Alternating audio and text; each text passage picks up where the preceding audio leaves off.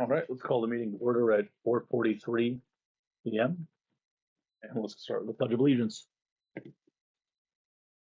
pledge allegiance to the flag of the United States of America and to the republic for which it stands, one nation, under God, indivisible, with liberty and justice for all. All right, let's move on to public comment, which will open public comment at 4:43. Obviously, nobody here. I'm not getting any text from anybody at this point in time. So let's go on to the consideration of minutes from the November 13th, 2025 meeting.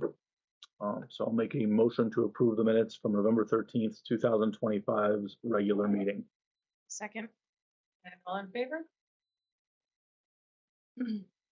All right, so now let's run through our reports. We'll go through, first we'll start out with Meredith's report. Sure. So I'm going to cover the other SAU reports as well, but Dr. Castley shared some information on the iTutor program that's available to all children in the state of New Hampshire through the New Hampshire Department of Education, how to register for that and access support. It is on-demand tutoring. It can be scheduled and can be provided in English and Spanish for any real content area. So that is a service that has continued here, and try to promote it at least a couple times a year. Dr. Toomey mentioned that next week is Inclusive Schools Week, so opportunity to strengthen our commitment to inclusion, celebrate differences, build connections, and ensure every student feels seen and valued. So there's some more information about that included in the report. And for my part, I just want to highlight we have about 50 policies that we'll be revising in January as a result of last year's legislation. We've done a few of them already, so maybe not quite that many, but there are a number. They're relatively minor changes, but it is significant. And this year, the legislative season is kicking off pretty rapidly. There are a lot of bills held over that have been very busy with activity, to include continued discussion around open enrollment, SAU consolidation, district tax caps. So some significant implications for communities with any of those. So I know the New Hampshire School Board Association is hosting a legislative preview session on December 17th. They have a webinar. So if you're interested in registering for that, you can do that. And we will have another legislative roundtable in January, but just important for folks to be aware of all of that. And the only other thing I had on my list was just to call out Seco School of Technology. They recently held their open house for incoming high school students and existing high school students, just to share the variety of programs that are available there. They are looking to potentially add an electrical program next year, which would be another great opportunity for students in our region. So again, that will be contingent on what happens with the March vote in Exeter School District, but we are optimistic that that will move forward and just provide another great opportunity for students. Okay, great. Thank you, Meredith. Let's move on to the principal's report. So, Katie. So just talked about a couple of the events that our school held this last month. Busy month, both with some holiday type events as well as teachers finishing up final assessments, finishing grades, getting ready for report cards to be released in Power School. I talked a little bit about this at one of our last meetings, but I put in a little blurb about our Veterans Day ceremony.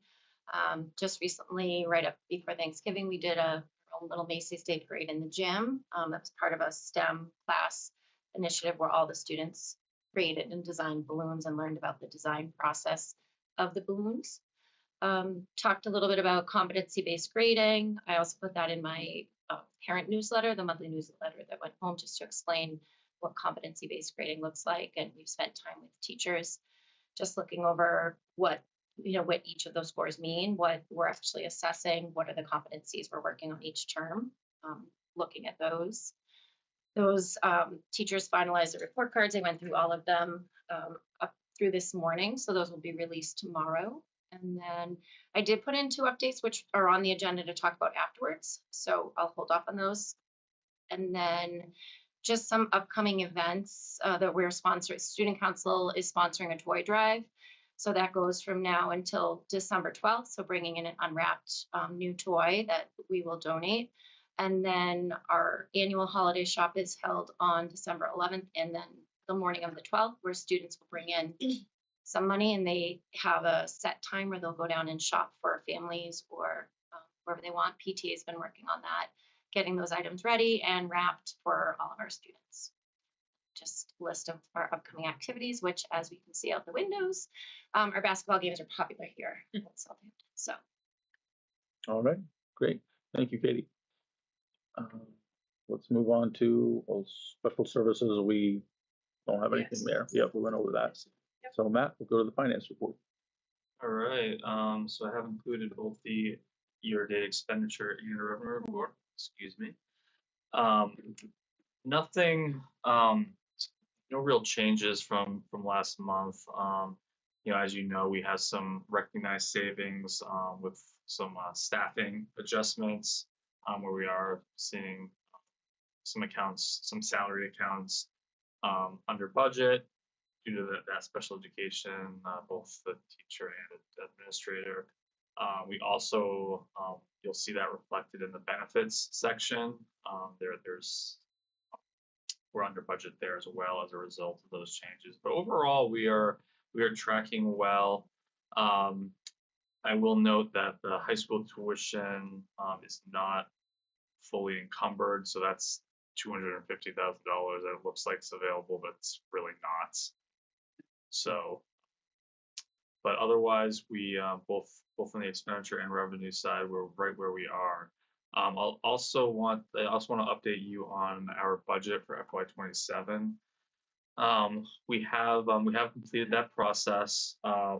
Katie did a fantastic job for her first time doing a budget, so she really dug into it and you know, took a look at our needs. We did have some challenging headwinds this year, but I think we're bringing forth a budget that I hope that the school board, or I'm confident the school board will support, and as well as the community. So that our first budget meeting is next week. It's next Wednesday. Yes. So December 10th at 4:30 or 4:15 for some of us. Or 4:35 or some of us.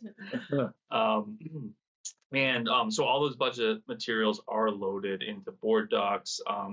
Rhonda hasn't released that meeting. She won't do that until tomorrow because we have tonight's meeting, so that can sometimes be confusing with 2 meetings there. So so you will have access to all the budget materials tomorrow morning as soon as Rhonda sends that out. And then we will go through that budget development process starting next week. And hopefully we can wrap it up relatively quickly so that we can get to the budget committee in January. Happy to answer, or No, I have one other note, which is just a reminder that there will be a 3-year seat for the school board. Becky's position open come March, and filing dates will begin January 21st through January. So my term is up in March. Doesn't have to be. just this term. Do you have to, can you do a 1 year? No. The filing is for 3. That'd be funny. Imagine a representative be like, I'll do 1 year. I'm not going to do the 2. I'm not going Is 12? Year 12? to negotiate a contract. Right. 12 years. It's just There are not many board members that I've worked with in my entire career here at City 21, and you were one of them. Yes. All right, let's move on to, You can't leave until I leave. there you go. You're not leaving for a while.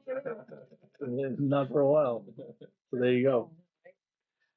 Boy, All right, moving on to continuing business. So there's nothing there. Let's go on to new business. So we've got personnel, and you, no, this is, Personnel will be a non-public, but we did add playground to your agenda under new business, and I Yeah. know, I shared an update with the board yesterday. We had Primex, who's our property and liability insurance carrier, come on site due to some concerns we had with the playground that Katie and our facilities director had. They came on site and they did close a portion of the playground as a result of that inspection. So the task now will be to determine what our options are and how best to proceed with addressing those concerns. I don't know if either of you want to add to that at this point. So, I mean, Primex will be providing us a full report exactly where the areas that need to be remediated are. Once we get that report, we're going to go through it and then develop that plan of action, whether it's repairing, replacement, a combination of both. But we will we'll hopefully have some we'll have a plan in place as we go through the budget process. We may not have a full plan, but we'll start looking at how we can address it during this budget process. Do you think they'll have that before the meeting? We'll have- So We'll have kind of the have an we'll have the report. idea of the cost. We expect to receive the report Monday. It's not guaranteed, Okay. but we won't have a plan or costs No cost in the by report? next. No, that's just they're just identifying the problems. We have to identify the solution. So. I mean, so they've closed a significant portion of like the part that you can climb on. Correct. A significant portion of the wooden structure has been shut down. And it's an older wooden structure. It is in a, heavily shaded area. And so it has deteriorated, I think, more rapidly than was foreseen by, prior facilities folks here. So When was it installed? that's a, I mean, it's been here since, Since you've been here.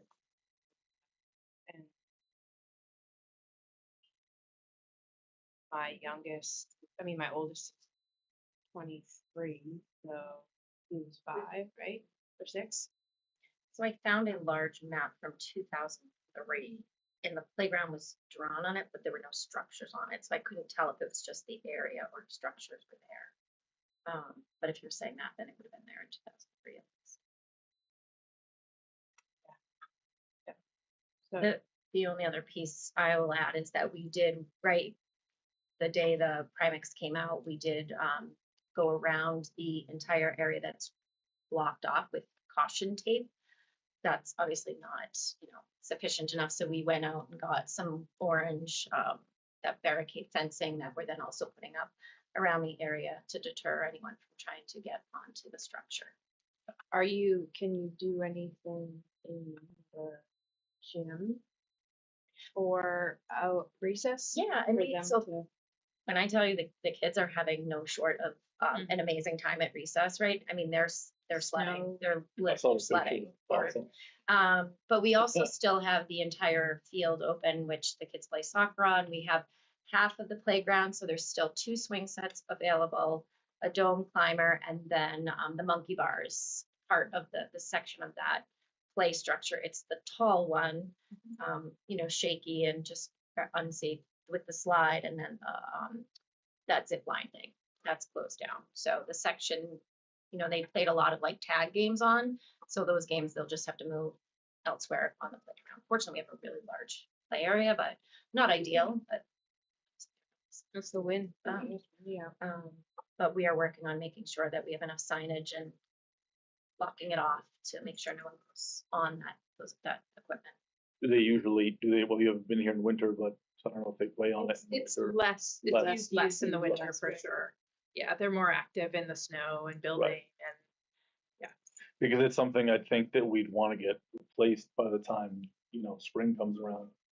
Or as soon as it's possible to replace or build. We'll I agree as soon as possible. However, Maybe there's a contingent on couple- cost. it's a Yeah.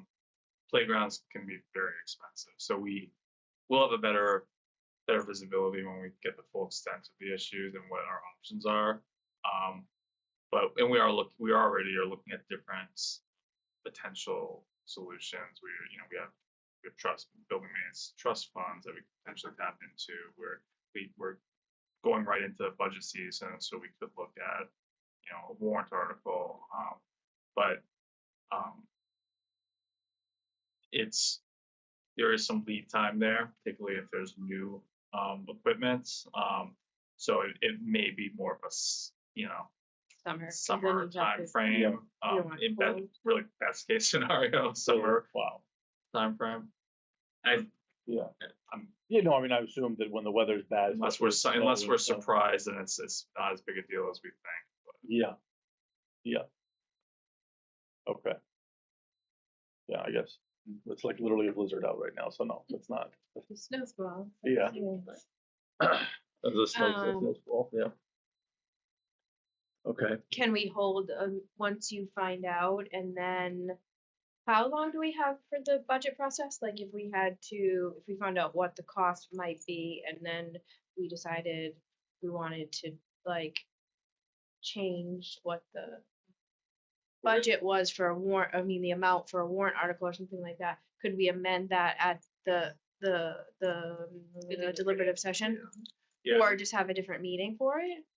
yeah, we have a few opportunities to make some changes. We'll have something in place, as part of this initial budget discussion, and then we can refine it once we have a better idea of the total cost. There is a kind of I guess placeholder right now that we have as part of our budget proposal. But yes, we can make changes at the public hearing all the way up to the deliberative session.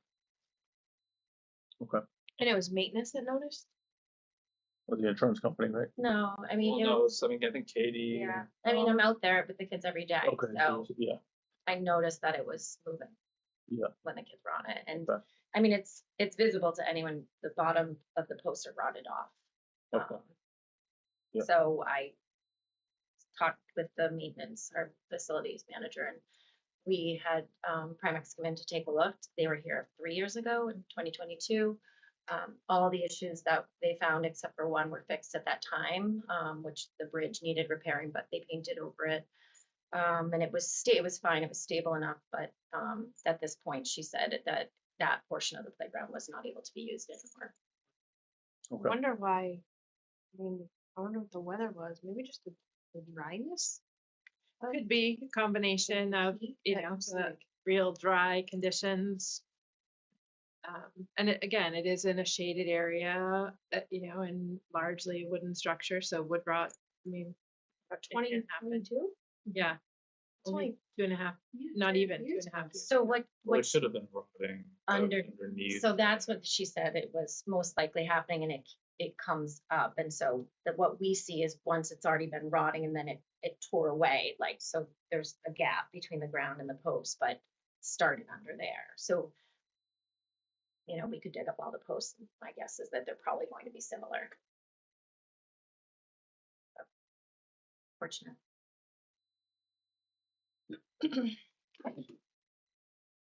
Sorry, moving on. Okay. Let's move out of public and go into non-public so we can do the personnel. All right, sounds good. Okay, so. Someone I'll make a motion to go into non-public at 4:58 under RSA 91-A 3 to B. Second. Alex? Yep. Okay. In non-public, so we can shut it